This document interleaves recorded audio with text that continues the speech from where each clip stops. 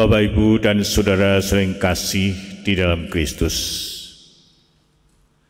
Pertentangan antara orang-orang Yahudi dengan Yesus semakin memanas, semakin meruncing, dan semakin tajam. Orang-orang Yahudi memakai kacamata hitam, sehingga mereka tidak mampu melihat kebaikan yang dilakukan oleh Yesus. Apapun yang dilakukan Yesus serba salah, tidak benar sama sekali. Sehingga Yesus menjelaskan kepada mereka bahwa apa yang Dia lakukan, itulah yang dilakukan oleh Bapa. Dan bahwa Yesus berkata, Bapa dan Aku adalah satu. Perkataan itulah yang menjengkelkan orang-orang Yahudi, sehingga mereka berusaha untuk melempari batu kepada Yesus. Dan kenyataannya bahwa Yesus merupakan cerminan dari Allah sendiri. Apapun yang lain Yesus, itulah yang sebenarnya dikehendaki dan dilakukan oleh Bapa. Bapak, Ibu, dan Saudara sering kasih dalam Kristus, sebagai pengikut Kristus, kita pun dipanggil agar hidup kita memancarkan wajah dan perilaku Kristus. Perilaku kita membawa dampak kepada orang-orang yang ada di sekitar kita. Perilaku kita diharapkan memancarkan perilaku Kristus, sehingga siapapun yang berjumpa dengan kita akhirnya dapat mengenal siapakah Kristus itu yang sesungguhnya. Sehingga kita tidak diharapkan agar hidup kita menjadi batu sandungan bagi orang-orang yang hidup bersama dengan kita. Sehingga surat Paulus pada umat di Filipi berkata, hendaklah kamu dalam hidupmu bersama menaruh pikiran dan perasaan yang terdapat juga dalam Kristus Yesus. Di sini kita diharapkan sebagai pengikut Kristus, sebagai orang Kristiani, memiliki perilaku kita harus mencerminkan pikiran dan perasaan Kristus sendiri. Hidup kita akan memancarkan sikap Kristus dan wajah Kristus.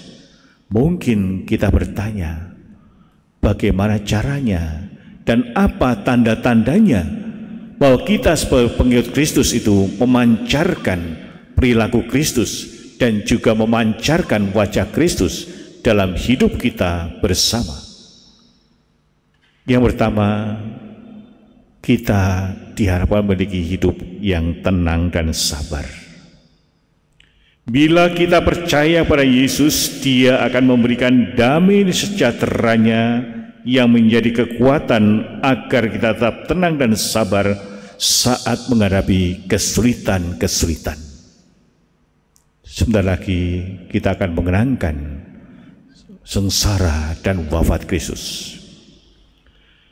Tenanglah dan sabarlah, karena Yesus telah mengatasi dunia, karena Yesus telah mengalahkan dunia. Sehingga kepercayaan pada Kristus hendaklah membangkitkan semangat kita untuk sabar di dalam menghadapi suatu penderitaan Kristus. Karena Kristus sendiri telah mati di kayu salib dan menandakan bagaimana Dia cinta kepada Bapanya dan juga cinta kepada manusia. Sehingga keterangan dan kesabaran sekaligus damai dan sejahtera yang diberikan Kristus kepada manusia akan menyertai kita dalam segala cuaca sekalipun. Yang kedua adalah kita bisa memancarkan perilaku Kristus dan wajah Kristus kalau kita memiliki motivasi yang benar di dalam kehidupan ini. Surat pada umat Ibrani bab 13 ayat 5 katakan, janganlah kamu menjadi hamba uang dan cukupkanlah dirimu dengan apa yang ada padamu. Itu semua dihayati oleh Kristus sendiri. Mencari uang, merencanakan masa depan itu bagus. Tetapi orang yang bekerja dan tergila-gila hanya mau mengumpulkan uang, itu sangat berbahaya. Maka dikatakan kita harus punya motivasi yang benar di dalam melakukan segala pekerjaan dan juga tugas-tugas kita. Kalau kita aktif di dalam organisasi, aktif di dalam gereja, bukan mau mencari pujian, tapi sungguh-sungguh karena kita mau memuliakan Allah di dalam karya, di dalam pelayanan kita itu sendiri. Yang ketiga adalah kalau kita atau ciri orang yang memancarkan perilaku Kristus dalam hidupnya adalah dia itu rajin, tidak hitung-hitungan untung dan rugi di dalam hidup. Sehingga Santo Paulus mengingatkan pada umat di Kolose bab 3 ayat 23, apapun yang kamu lakukan, kerjakanlah itu dengan segenap hatimu, seperti bekerja untuk Tuhan dan bukan untuk manusia.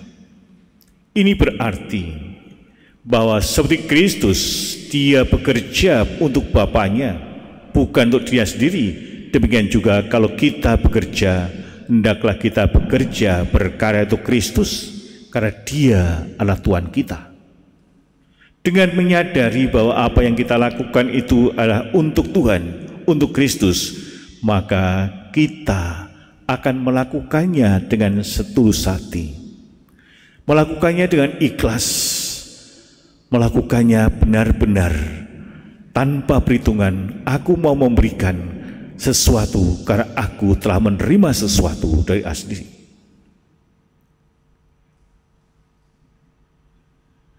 Memancarkan sikap Kristus adalah memiliki sikap yang murah hati. Karena Yesus sendiri adalah murah hati, dia senantiasa tergerak hatinya untuk orang-orang yang membutuhkan pertolongan. Peringatkanlah agar mereka itu berbuat baik, menjadi kaya dalam kebajikan, suka memberi dan membagi. Dari surat Paulus yang pertama pada Timotius ini mau menekankan bahwa memberi itu jauh lebih indah daripada menerima. Ini bukan berarti yang menerima itu jahat, bukan. Tetapi orang yang memberi adalah merupakan ungkapan kemurahan hati. Maka Yesus senantiasa hidupnya itu memberi, memberi dan memberi. Dan kita sebagai pengikutnya diharapkan juga punya sikap yang seperti itu, yaitu mau memberi. Walaupun mungkin yang kita berikan itu kecil sederhana, mungkin hanya senyuman kita, sapaan kita pada sesama, tapi itu semuanya akan membuat orang lain merasakan diterima dan bahagia. Memancarkan wajah Kristus, yaitu kita diharapkan senantiasa mengucap syukur dalam hidup ini, apapun yang terjadi dalam kehidupan.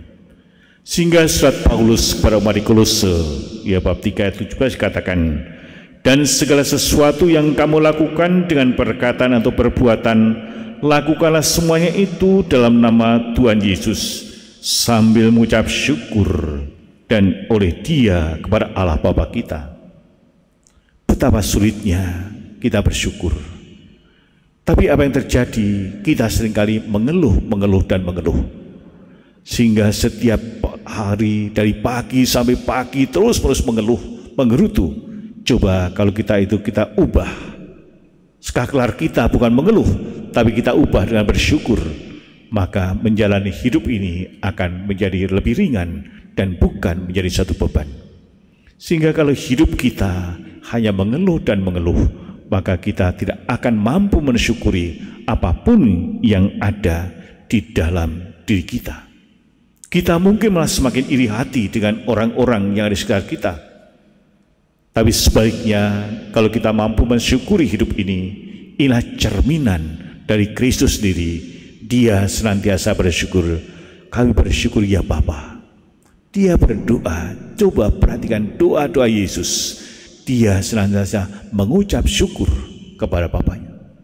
Ketika melihat orang banyak dan hanya ada 5 roti 2 ikan, dia pun menengadah ke langit dan bersyukur. Sehingga ucapan syukur merupakan cerminan bahwa orang itu mengandalkan Allah. Yang terakhir adalah sikap yang rendah hati. Yesus mau turun ke dunia bersama-sama dengan manusia, sehingga kita sebagai umat Kristus juga akan mampu memancarkan Kristus dan perilakunya kalau kita semakin memiliki sikap yang rendah hati. Kerendahan hati artinya mengakui ketergantungan kita kepada Allah sendiri, dan itu tidak ada hubungannya dengan kelemahan. Menjadi rendah hati tidak pernah berarti menyangkal bakat dan pemberian Allah. Seluruh hidup kita, milik kita, ini Allah milik kita, Allah. Kita itu hanya dititipi, bahkan juga hidup kita ini pada suatu saat kita akan berakhir. Kalau Allah mengambil nyawa kita, memanggil kita, maka kita tidak bisa berbuat apa-apa. Maka marilah kita melatih diri kita, lebih-lebih dalam masa Prapaskah ini, kita berusaha dengan tulus dan jujur mau menjadi seperti Kristus. Minggu depan kita merenungkan siapakah dia yang kita ikuti.